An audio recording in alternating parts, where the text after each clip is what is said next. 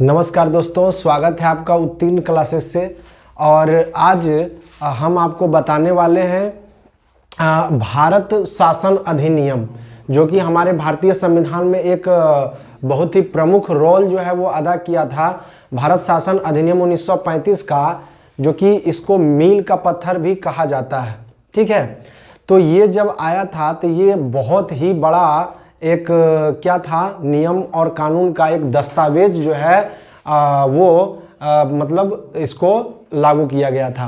तो आइए हम भारत शासन अधिनियम 1935 के कुछ महत्वपूर्ण बिंदुओं पर आज चर्चा करेंगे कि क्या क्या उसमें मतलब कि लाया गया था। ठीक है, तो चलिए सबसे पहले यहाँ पे देख लीजिए आप भारत शासन अधिनियम 1935, और इससे बहुत ही परीक्षा में बहुत बार क्वेश्चन पूछा जा चुका है, भारत शासन अधिनियम 1935। ठीक है, तो इसमें टोटल जो इसमें लाया गया था, इसमें टोटल जो है 321 धारा था और 10 अनुच्छेद था। ठीक है, यानी ये जो दस्तावेज, ये जो नियम कानून लाया गया था, इसमें टोटल आपका धारा का संख्या कितना था, 321 था, और अनुच्छेद जो है वो टोटल जो है वो 10 था। ठीक है, अब इसमें सबसे पहला जो हम लोग इसमें चर्चा करेंगे वो क्या है, इसमें हम लोग चर्चा करेंगे प्रांतों में द्वंद्व शासन की समाप्ति।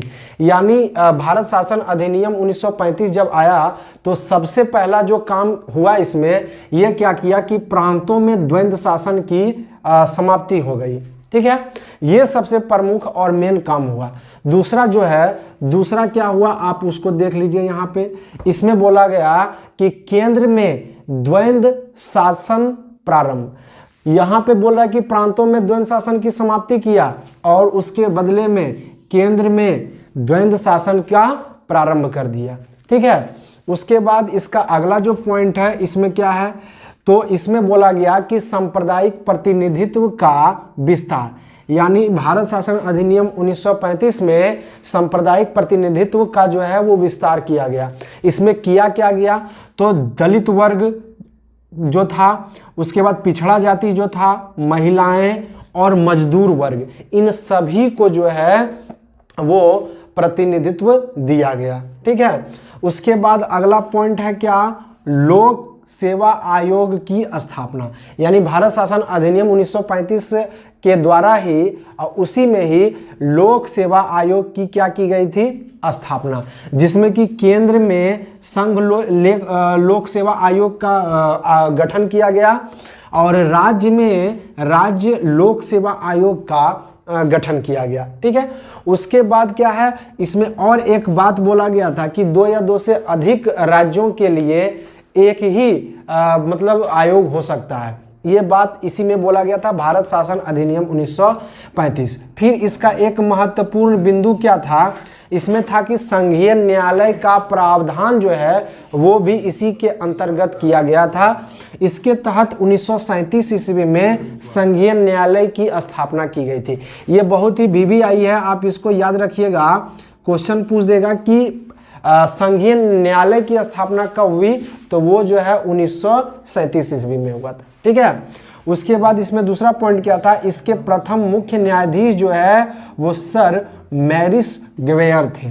ये भी आप याद रखिएगा, ये बहुत ही इंपॉर्टेंट क्वेश्चन है और ये आपको याद होना ही चाहिए। ठीक है, इसके बाद हम चलते हैं अगला पॉइंट पे। इसमें बोला गया है कि रिजर्व बैंक की स्थापना, यानी भारतीय शासन अधिनियम 1935 के द्वारा ही रिजर्व बैंक की स्थापना की गई।